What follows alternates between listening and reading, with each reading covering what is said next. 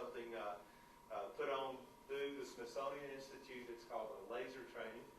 Jan was with us Jan Webster out of RISA helped put that together for our region, and it was a great focus on science. And the guided inquiry method of learning science really helps with the students understanding not only what happens, but why it happens. And that's really important. Group work, learning to work collaboratively, problem solving. There's a couple of videos, just the links referenced here on the PowerPoint. We're not going to take time to play those today, but they can show a little bit more information about the project-based learning.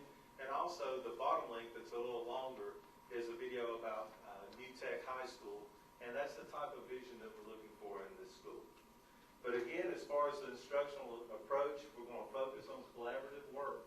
We're also going to focus on a blended instruction where we're integrating core subjects and content or related to the real world to make it applicable for the students. And that will help prepare them for making good decisions as they go about the problem solving.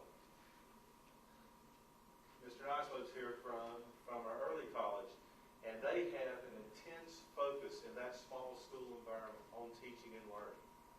In a small school environment, you can really work with your staff, your administration, and everyone together to develop best practices on teaching and learning. An example of that would be the rounds model of professional development for the teachers. That started in the early college over on the AB Tech campus, and now is being replicated in some of our other comprehensive high schools in the county. And that is what we're looking for with this STEM school, to be a small school environment that is innovative and leads to better education for the students that then can be replicated in our comprehensive high schools as well.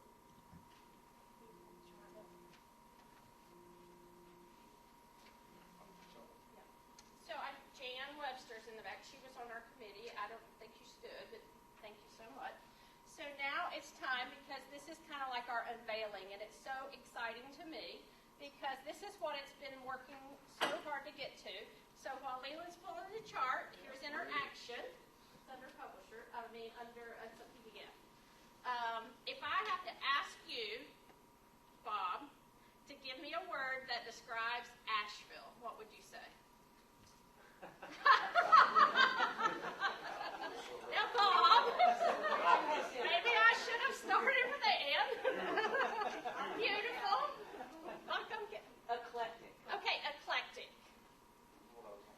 Oh, poo. Okay, come on. Rainy? I just think of it as home. Home. Unique. Chip. Quality of life. I'll take it. Beautiful art. Beautiful. That's great. Okay, here we go. So all those qualities are there. So when we designed this concept of STEM school, we really looked to Asheville-Buncombe County for a workforce development model, and we came up with community, innovation, and sustainability as an overarching theme. That's what you said. That was what you said. You got there just in a different way. It's very, very important for students to be able to be economic survivalists. In this day and age, we cannot equip students any better than to ensure them that they have transferable skills that they can take out with them. We do not know in 20 years what skills they're going to need. Did you know in 20 years ago what skills you would need now?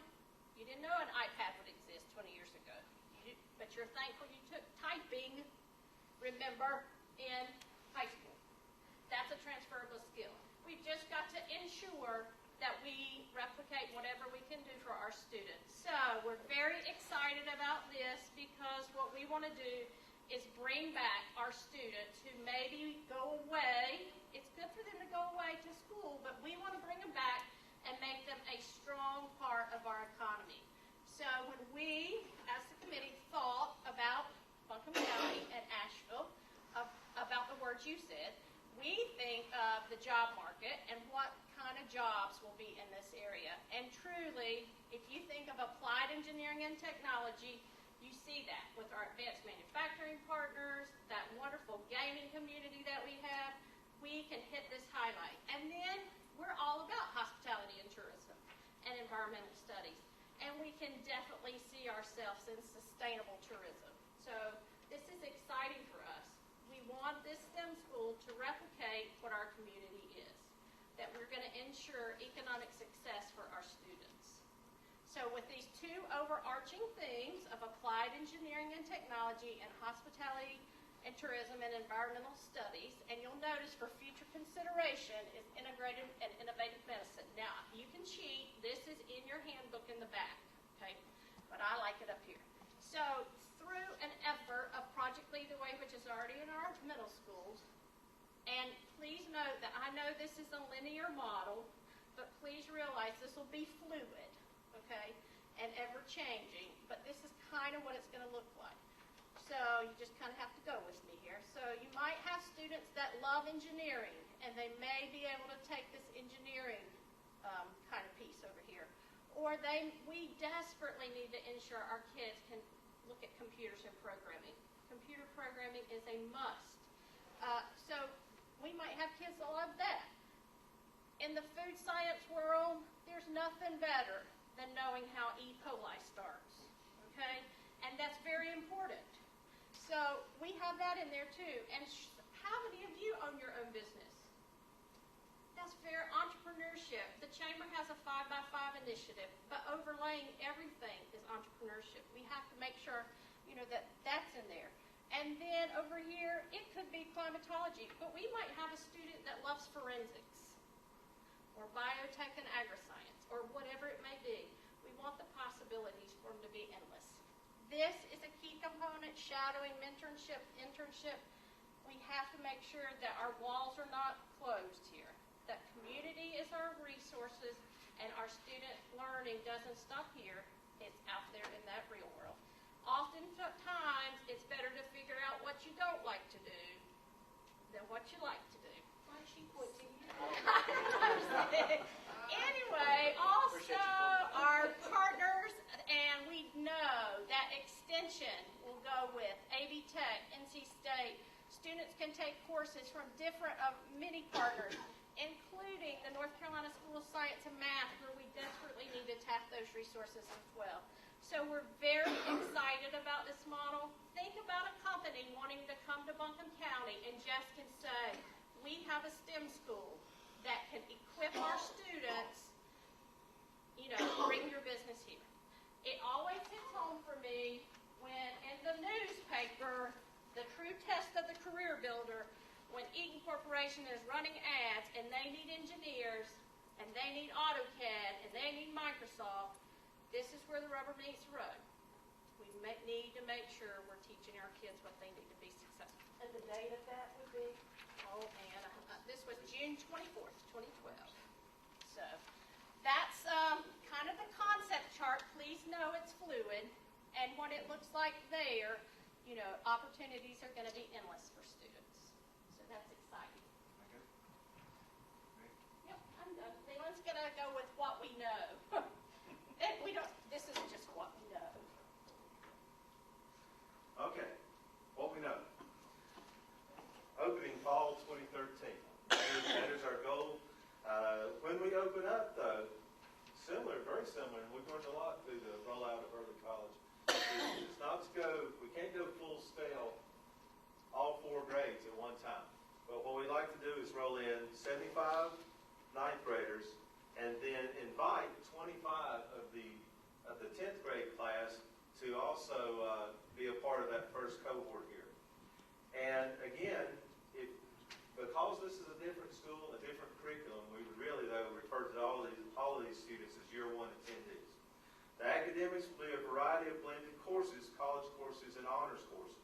And when we talk about blended and integrated, an example, and nothing's set in stone there, our curriculum department will be working very hard on the design of these courses, but also collaborating with other educational entities such as the North Carolina School for Science and Math. Our own early college is a good example that is blended some courses. But we may have a language arts and a social studies class blended also with a heavy integration of technology to accomplish 3 goals there. And that's some key to the design is to have some integrated courses. Students can either choose a major, and you saw a little bit of majors on the chart that Ms. Cheek presented there, but don't feel like that's going to lock us in. That is an example of how a student could progress through the school. We also want the students to have some flexibility to explore an alternative course based on their interests.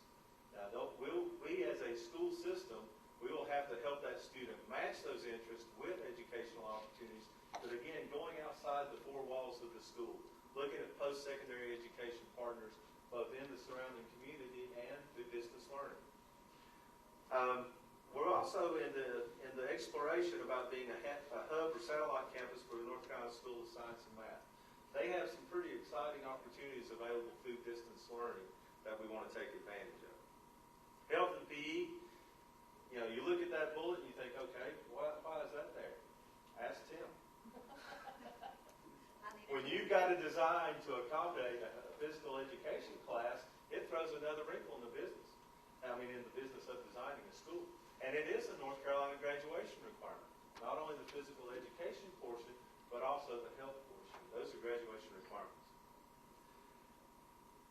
One of the things that I wanted to point out, though, on this slide, while we're still talking about the blended courses, we will be seeking innovative status for this school.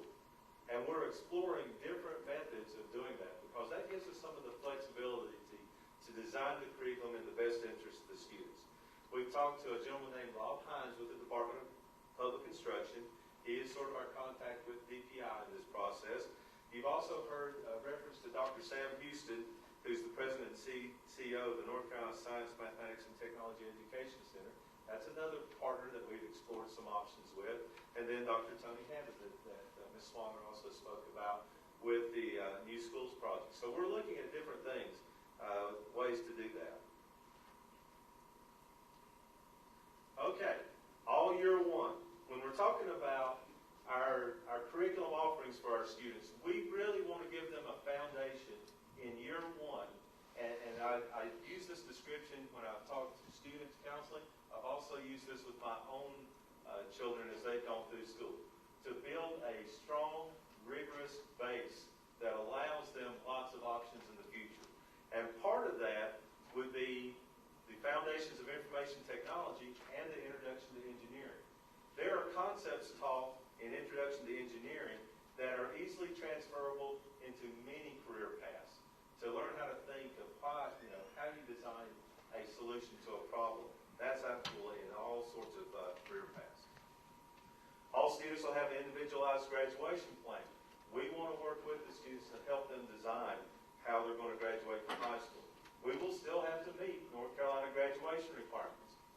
But exactly how we nail that down and what we provide for those students, we hope to have some flexibility. Again, part of that is becoming an innovative high school. Individualized and integrated technology. I think you saw in Dr. Baldwin's non-negotiables, the one-to-one initiative. One-to-one is important. A lot of our students are already one-to-one. They're walking around with smartphones. It's unbelievable to me, but that's the world we're living in. But that technology, not only one-to-one, but also as we're using it as teachers, as we're presenting information, but part of the collaborative work is to take the teacher away from the presentation station and have the student at the presentation station where they're solving problems, they're presenting their solutions to their peers, and working together with that. But again, rigorous early grade levels to prepare that broad base, and then options for the senior year. I think Ms. Chief referenced moving outside of the having opportunities to individualize by going outside, and I've mentioned that too. Options for their senior year because of that broad base. You see all that different options we're exploring. Too much to read right now. So in your packet there is this chart that we'll just reference this and go on. This is a chart we're very excited about because it does show all of our partners and our connections as far as majors and chances or opportunities for our students. So it does look like post-secondary connections either through College and Career Promise, online, being able to earn college credit while in high school. Also, our community will buy in, and we know it's very, very important to have a great mentorship internship site where students can work out there in that field, get that wonderful job experience. Anybody, do you remember, now those of you who are educators, you did student teaching, so it's kind of coupling to that. And again, it's better to figure it out maybe before you go spend all your money and figure out what you like and what you don't like. So this is valuable work experience for our students, and to be able to place them in our business community and open up our doors and then open up their doors for us. We're very excited about these chances for our students. So as far as next steps, we do know we have to survey our stakeholders with our parents, students, and our community. And then, of course, it's marketing and getting that word out to the parents, students, and community. And we know that's got to be our next step. We just needed to get this concept chart out, get it to you, let you see the work that our committee has done. We're very excited about it. It is something we have been working hard on, and we're certainly ready to get ready for the future. So we hope y'all see the excitement and the hard work, and I will tell you that we're ready to rock and roll. So Tim Fearley, if you'll look at my last slide, it's just an excellent prompt into Tim as going forward in the building for the future. So he's going to come, and then at the end of Tim's presentation, I'm going to ask Lisa and Ann if they would like to present anything from the committees or give input on what they've seen. So, Tim?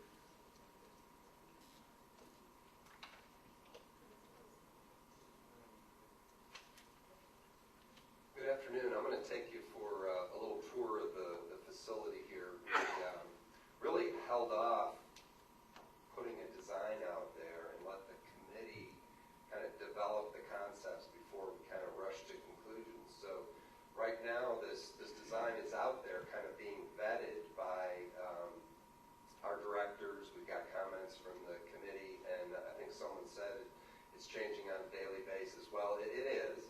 But in the details, really, I think the big concepts that I'm going to show you are pretty accurate and seem to have held up to the comments that we've received. So we started with assumptions, and this is a repeat of a lot of the things that you've heard already. So I'm going to kind of quickly go through these because we're a little bit behind. But I'll hit some highlights here. This school may operate 16 hours a day, 6 days a week. That adds a real challenge, I think, to security and access. The functions of the school, we plan on kind of 3 main curriculum strands. It doesn't mean when I show you the plan that you can't walk across the hall and use spaces associated with the other strands, but we're trying to produce some things that are unique and supportive of the individual strands. We have to provide PE on site. That is a big one. Prostart is a food service program that we're planning. It uses more residential level equipment. It's not a full culinary program like you might see at AG Tech, but it is rigorous. Kids wear uniforms, and we hope to keep that front and center. What you won't see in the plan is something labeled a media center. The innovative school designation will allow us to vary not only in the curriculum but in the facilities to support the curriculum that is occurring. Technology is going to be so ingrained in this school that the media center is basically everywhere in this school. Probably the big point I'd like to make here is that in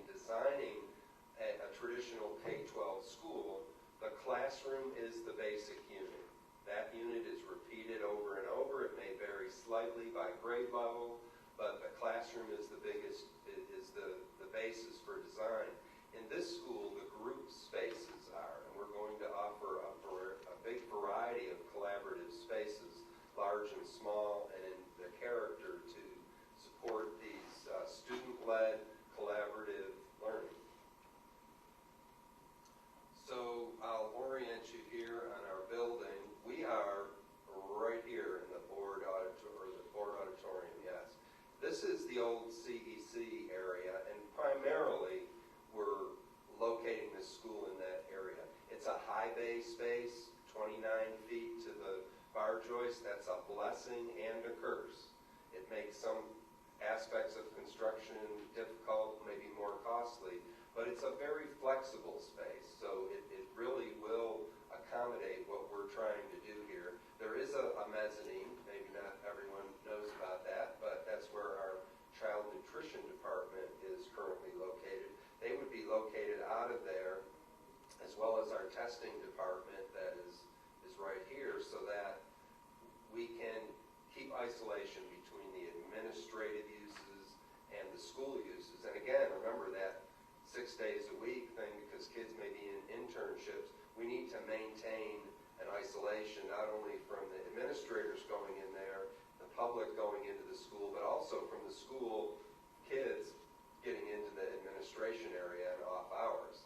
The biggest point is the former CEC entrance was right here, and the kids had their cafeteria here, and then draped through and through into the CEC, and the administration was going this way. There was a lot of intermingling of the two that we're going to try to avoid by, first of all, locating the new STEM entrance in the rear here, and keeping STEM in this area, and keeping the admin out here.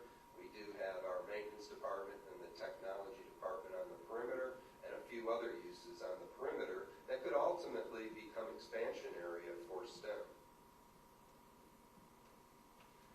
In order to meet the deadline, we're going to need to phase this project. Those are the 3 phases I'm proposing. This, again, is the STEM area here. So in fall of 2012, we need to start demolition and relocation, get kind of a head start on that. And that's kind of the area that would be involved. And then phase 2 would conclude with occupancy for that 9th grade and partial 10th grade in the fall of 2013. So if the entrance is here, we can draw a pretty good line and separate the students that are here from construction activities that will be ongoing here. There's a number of things like an elevator that will need to be put in that takes a long, long time to do. We couldn't finish that in time. Also, the commercial kitchen area is in here. That also has kind of a long lead time, difficult to complete by fall 2013. And then the final phase would be this, in its full completion. I'll show you a few of the spaces in here.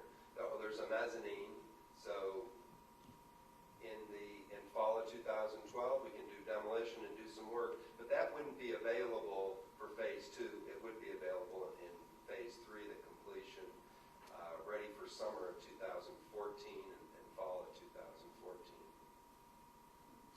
So here are some of the spaces. A student center. That is we're going to use terminology that's more like ABTAC and junior college terminology than our typical schools. We're going to raise the bar for it. But there will be a student center, and it'll be a meeting place. It'll be a place to eat and to bring in students,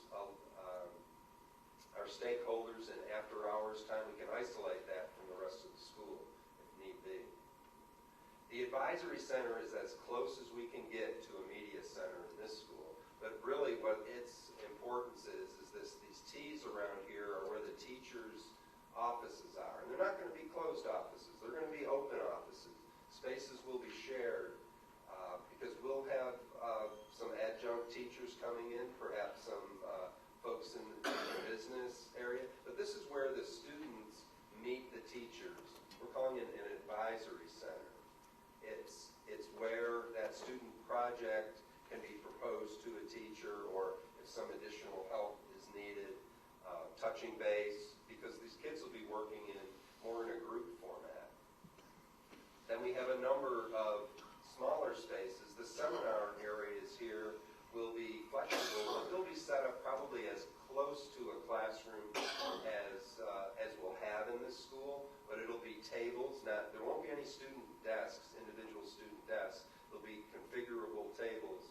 a seminar format. And then we have group rooms for the collaborative learning in these areas. Then we have very small group rooms. These that came in here are for those individual groups, 2, 3, 4 students that are working on a project together, where they can go in an acoustically isolated area and hash out their project, argue, and come out of there with a game plan. Distance learning, we heard how that's going to be important.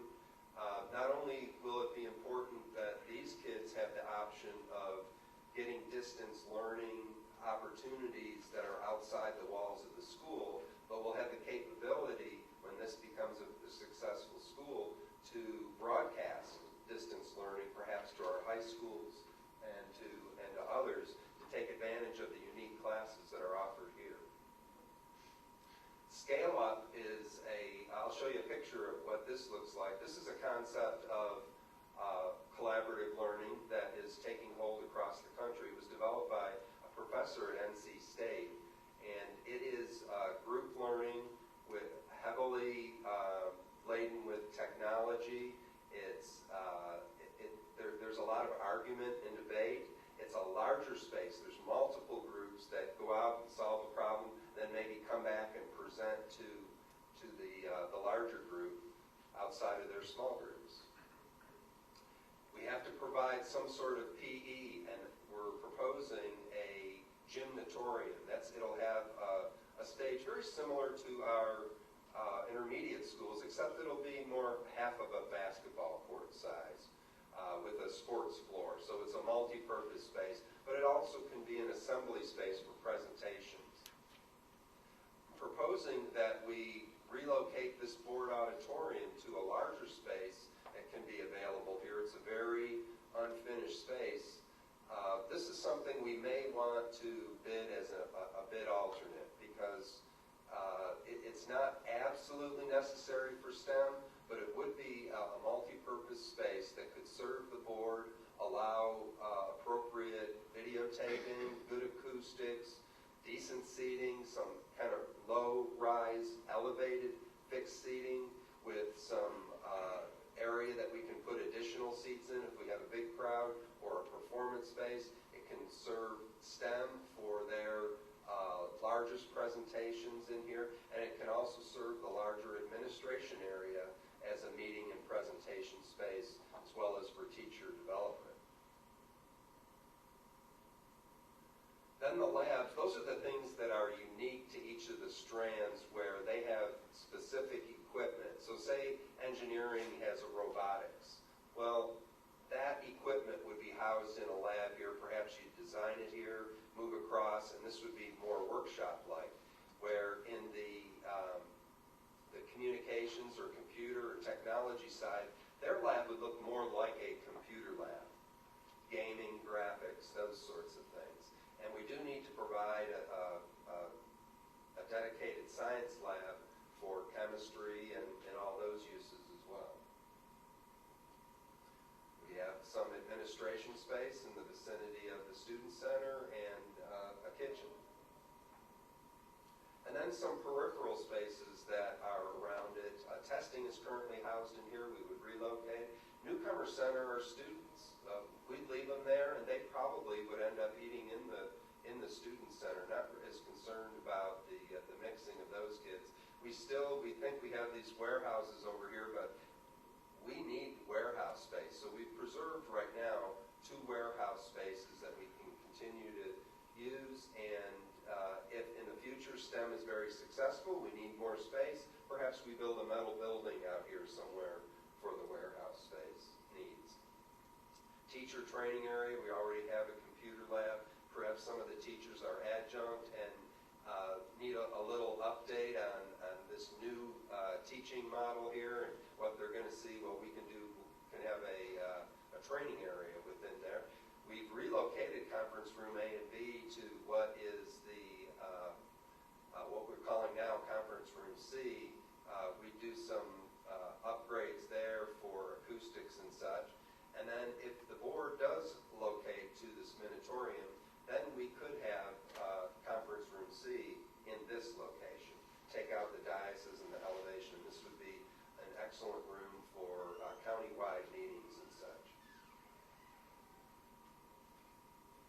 mezzanine, we produce another strand where we have similar things that we saw down below, but on a slightly smaller scale. The learning lab, and we need to detail exactly what's needed inside. We haven't gotten to that point yet. So here's some images that have been sent to me by our committee members that we've gathered from research and such. What we've heard is this needs to look and feel different. It needs to be a dynamic feel once we're in here. So the student center is a big meeting place.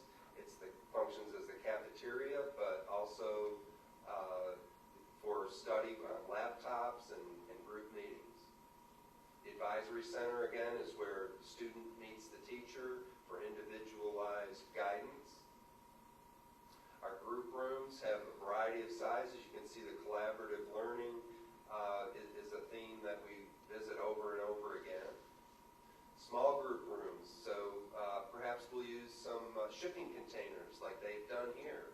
Put them up on the mezzanine and blow out the ends, put glass in there so you can see the action, but it's acoustically isolated. It would give that kind of industrial, high-tech feel that I think we need to promote in here, which will be much more cost-effective than doing a very fit and finished facility in a high bay former warehouse space. Here's the scale-up room. This one's, I think, at the University of Minnesota.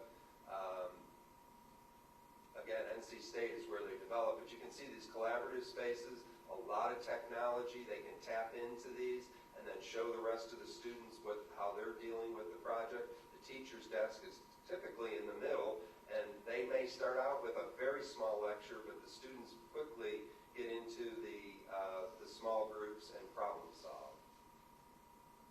The learning labs will be unique to the uses, so if it's food service related, it may look something like this, but if it's technology related, it may look a lot more like a computer lab that we're used to seeing. Distance learning, the connection with the outside, two-way connection with the outside. That's critical. It'll help us meet those core requirements as well as expand this program to other schools. So we have a lot of questions left, and I won't go through these, but we've got a lot of detailing that still needs to be done, a lot of questions to ask, but I think we've got a game plan that will house very well the STEM plan that the committee has developed and that curriculum has developed, and if the board chooses to proceed, we'll continue to develop these details and insert them into our plan. Questions?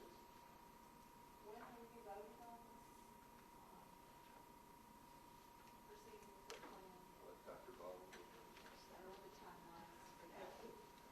What we intend to bring to you in September is a request for approval to access lottery funding, because that will be the primary funds that will be used for certainly vast majority of funds for the Capitol building themselves. So we'll be bringing this to you in September, along with your approval regarding accessing lottery. Also will be require approval with commissioners, as well as documentation with community college partnerships as well. So that will be coming to you in September. We've put a lot on the table today, but again, our mission is to take this, if you are showing us a head nod in terms of approval, taking this out to our communities and talking about the importance of STEM, and giving them a preview of the direction that we would like to go. Official approval, though, the key is going to be approval from this board to access those lottery funds, which we've been extremely fortunate, I've said this before, in terms of capital financial resources through lottery. Is it possible for you to send, the rest of the PowerPoint I think is in here, can you send the PowerPoint that you just did to all board members? I can send it to you, or I can post it on the website. What would you prefer? Both is fine, or if you Do both? Yeah, so the Okay. public can see, but so that I can study that where the room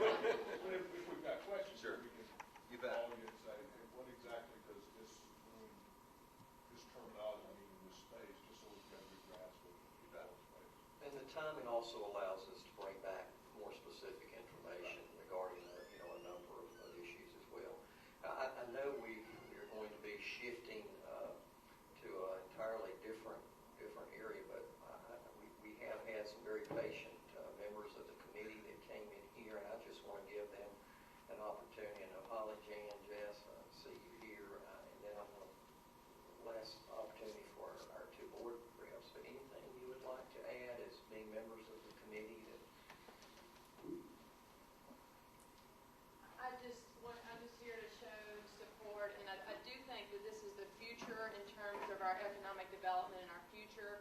And so I'm really excited about the integration of this potential educational framework with, our economic future here in our community. So it's been, we've had good leadership, and I think it is ready to take the show on the road. And I think that'll be the next important feedback to get is where the community is with all this too. So that's my excitement to be on the front on the cutting edge, as Buchan County usually is. So thank you. I have to say, from an economic development standpoint, our business community is hungry for this. We just had to respond to a request this week that asked, where are we getting this type of student from? And they wanted us to demonstrate that because this particular client was going back for investment, looking to grow their business. And they said, well, we're looking at a different part of the state. Why should we stay in Western North Carolina? And one of the reasons that we proposed was this is a possibility within our community. We have to have it. I'll say, Mr. Blankenship referenced last week when we had the National Science Research Center from the Smithsonian come out and work for a week with teams from all across the western region. We had 16 school systems that designed a 5-year science plan, including Buncombe County, and that's all that they talked about.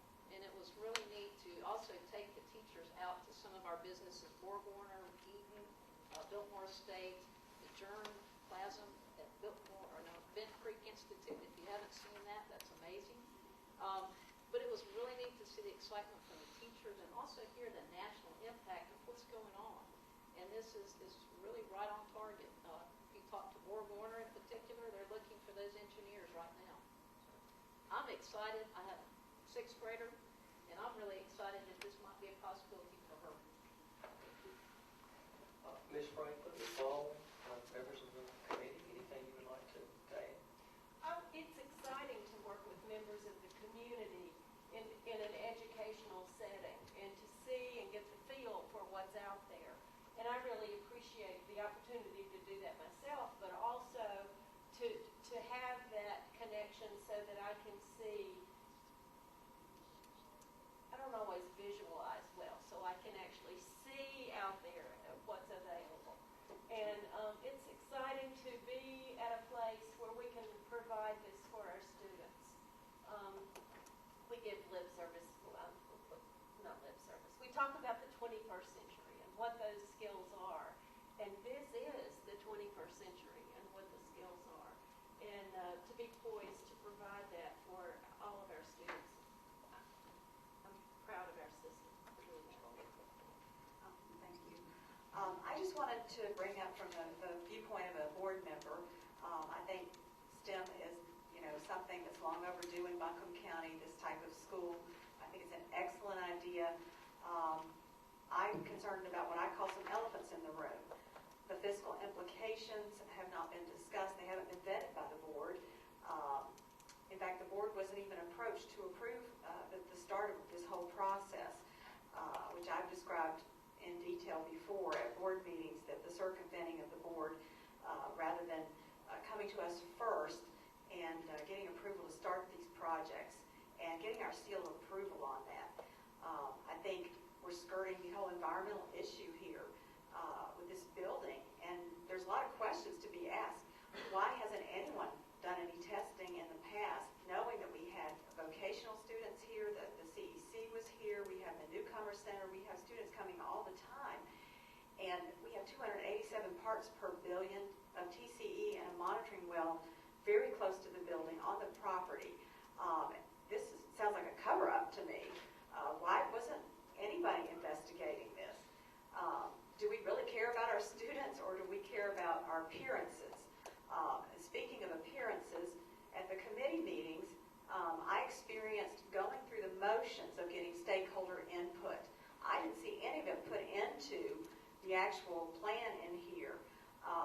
We talked about parent interest surveys being very important. I thought we should have learned something from the Coons Intermediate experience, that we did not start looking to parents till construction started on the Coons building, and we had many unhappy parents. We still do.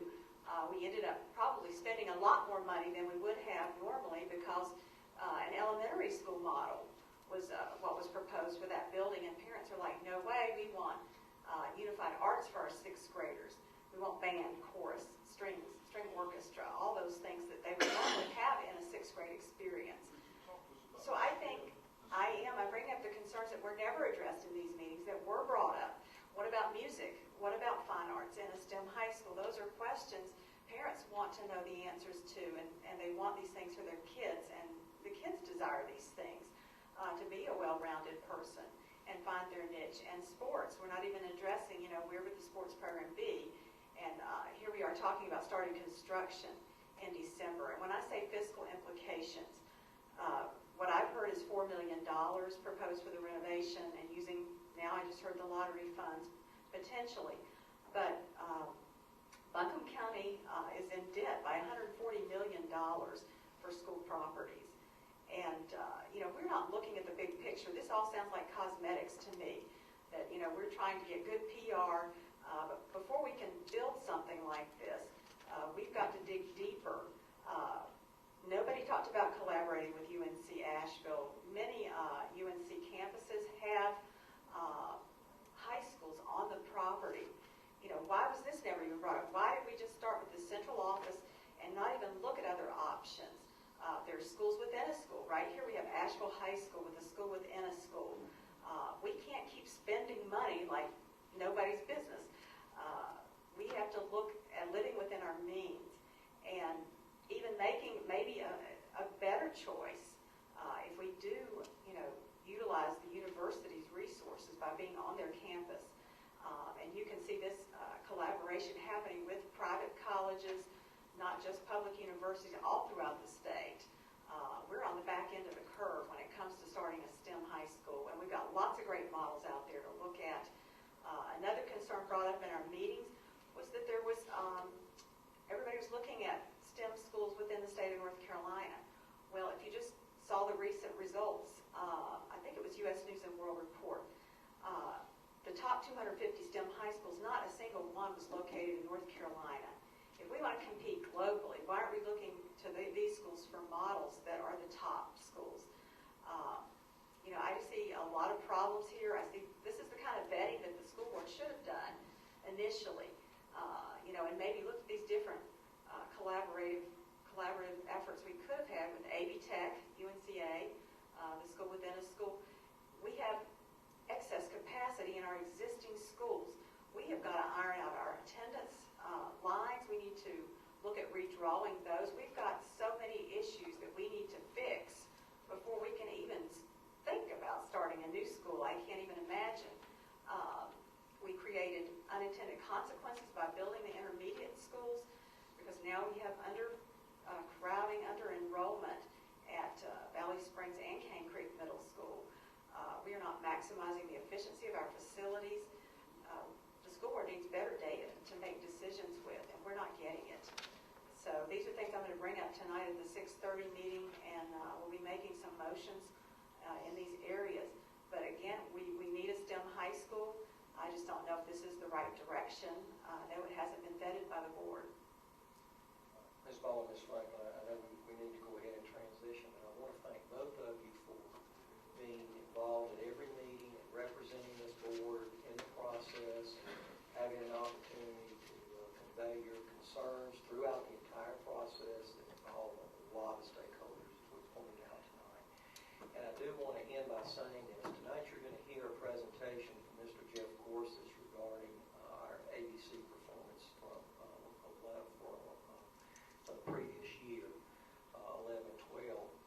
And I did a quick look at state data because all the performances are now available via the web across the state. What you're going to see, you're going to hear tonight that early college is an innovative high school similar to what we're proposing here. 100% of their students met or exceeded standards in academic performance. I don't think that's just not in here, but I don't believe that's ever occurred in the history of Buncombe County since the ABCs have been put in place. It's incredible. And again, this is quick math because I was trying to run through all 115 systems in schools. but I truly believe it's one of 15. But the key is to look at the 15 and what you're seeing of those 15, that type of performance. And if you move it up to 95% to 100%, what you're seeing are schools projected just like this.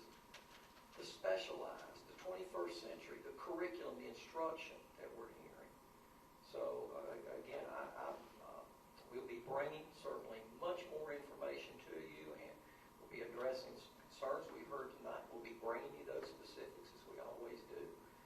That will be coming to you via email over the month, and certainly at our next board meeting we'll be doing another presentation. So this time I'd like to turn this over to Mr. Fairley.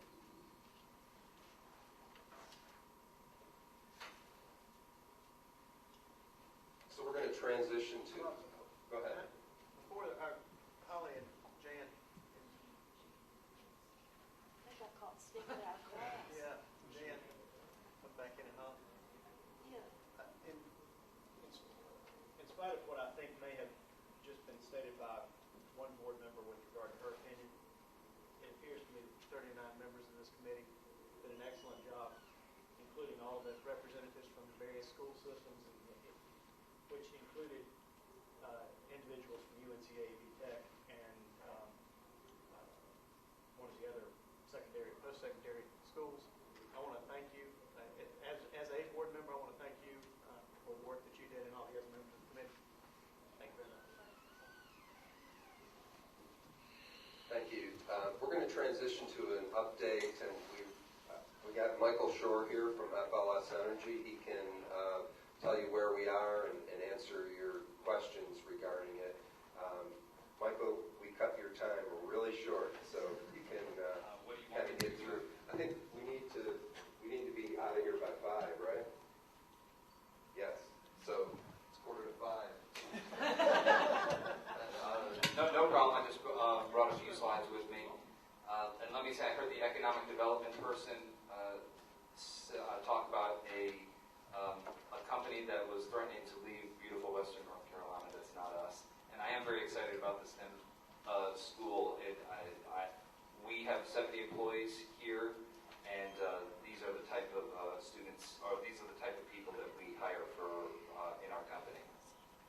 So let me just before I get into the agenda, I'll just show you some pictures of some projects that we've done, just so you get a sense of what we do.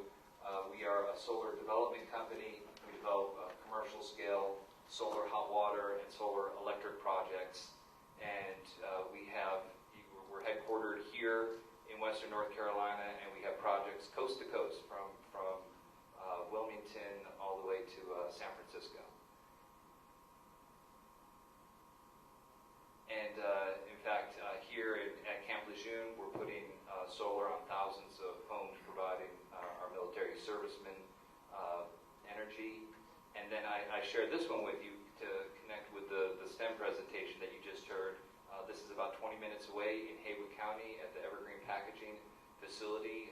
We have about 4 acres of solar panels and a 20-year contract with Progress Energy to sell them the electricity. And we regularly have high school students come out and tour this facility, and we'd love to have STEM high school students do that and do studies on this technology, which is becoming very much a part of how we meet our energy in the United States. Okay, so very quickly, Tim asked me to give you an update, so I'm going to cover 3 things in just a couple of minutes. One is the project timeline, just what's happened, key questions that you might have, anticipating those, and so I'll answer what they are, and then a brief touch on that point 3 up there. Just to remind you what this project is, there's a solar electric component, which is 200 kilowatts. That's about a $750,000 project, and then also a smaller solar hot water project as well. And you might remember from previous discussion of this project that the way FLS Energy works is we develop the project, we pay for it, we finance it, and then we earn our keep from selling the energy that's generated from the project, as well as any incentives out there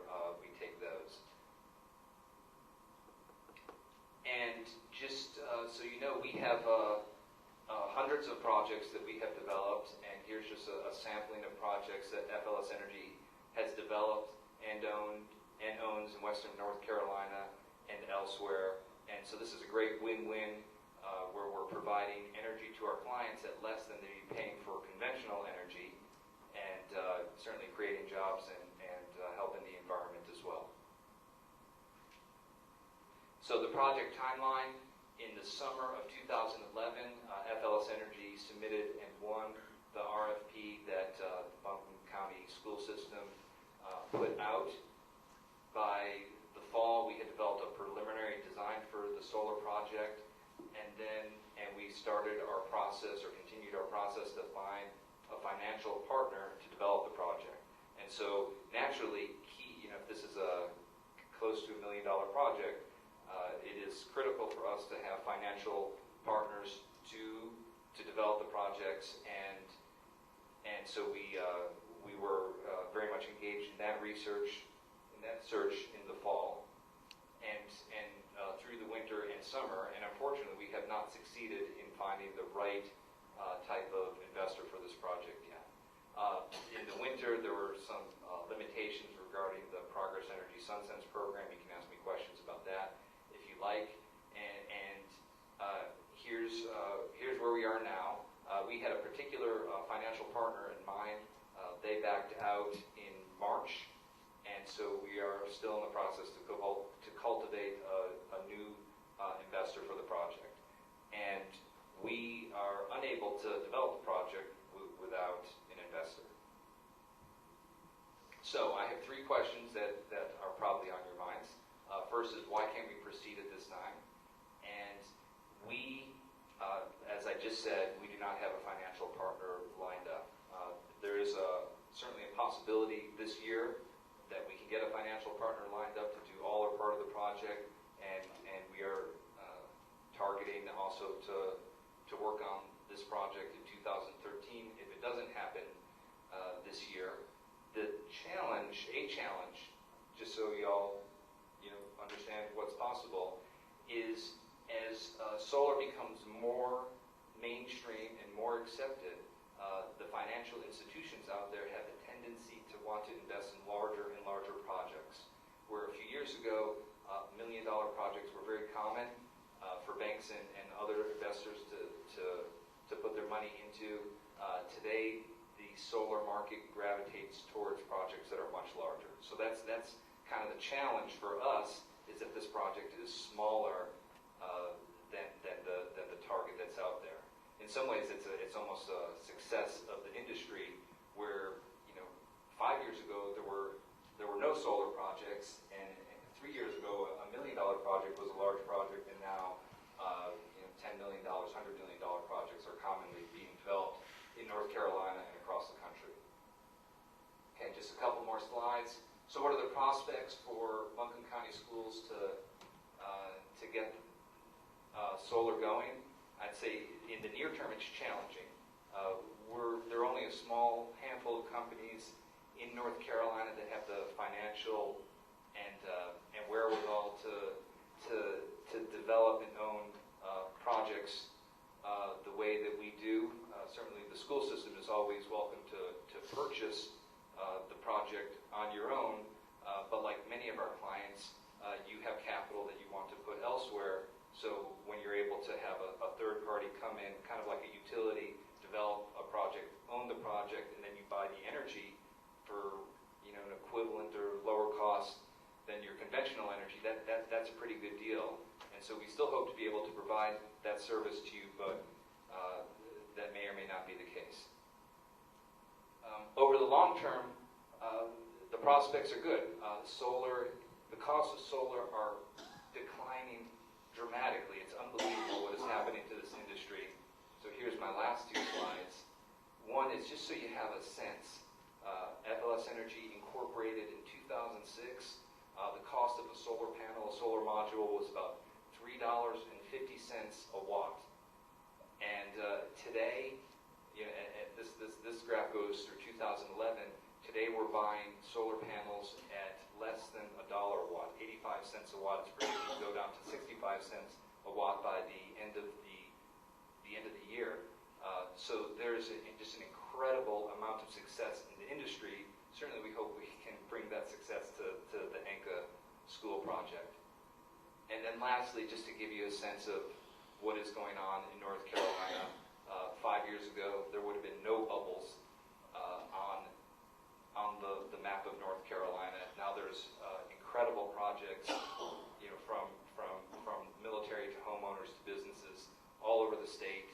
And so our country is very much in a transition of getting energy from a wider variety of sources. Coal, nuclear, natural gas, propane, wind, and solar are coming up and are very much now a part of how we meet our energy demand. How's that? Time? You have 1 minute. I have 1 minute. Okay. So and I'm happy to answer any questions if you have them. Just so I understand, in looking at those dots, the numbers that are associated with water size are the kilowatts. That's right. Was there any work done on putting solar panels on the Inca High School roof at all? Was there? You know, if you've done any work at all on the high school?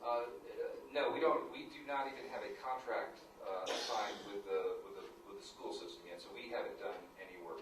Although there's been planning work and design work, but no physical work that we've done. Have we paid you anything? No. Can Mr. Campbell answer a question about, we spent, I believe it was $56,000 on this project, and plus all the roofing that was done that was not in line to be done yet, but they had to do it for that. Do we have any legal recourse? I will give attorney-client advice to the board in closed session like we always do. We don't do attorney-client advice in open session. So we'll be happy to address those with the board as we always do in closed session. Well, and I think that there's certainly, there's other options that we can pursue. We have not spent the total amount that we had set aside for the solar project, because part of that was the build phase of it.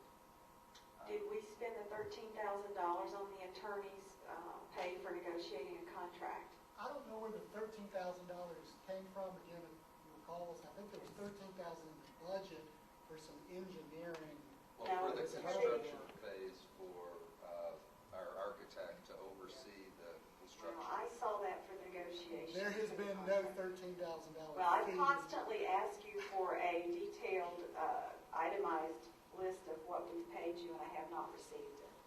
Ms. Baldwin, on the board has not asked for a breakdown of this particular item. We have done some negotiations with FLS, and we'll be happy to talk to the board, but there was no $13,000 payment made. And just to clarify, by now the roof was already been done, and I think it was scheduled this year anyway. So we did it a year ahead. It wasn't that we weren't going to do it. All right, guys. How much did we pay Ledgerton Architecture to do the study? We can get the $116,000 to do a study. And they recommended we spend $8 million at Inca High School on putting in a whole entire new HVAC system, tearing out the walls to put more pipes in instead of just buying a boiler, which is common sense. We can't afford to make $8 million in renovations there. And they put the rooftop solar on, and that was a profit-making enterprise by FLS. We weren't going to get anything out of it at all, hardly. We were going to get $4,100 a month out of this. And now we've spent, I said at least the $116,000, and it's over $200,000 if you add in the roofing. I'm just incredulous. You know what's so funny is if we hadn't done that, you'd be saying the opposite. That's not true. I criticize You'd be this. saying, why haven't we done the study? Why haven't we done the research? No, I would never say that because I voted against everything. I voted against every phase of the study. There were 3 phases of this study. No, you can't because I'm talking. Now I'm bullying who? As taxpayers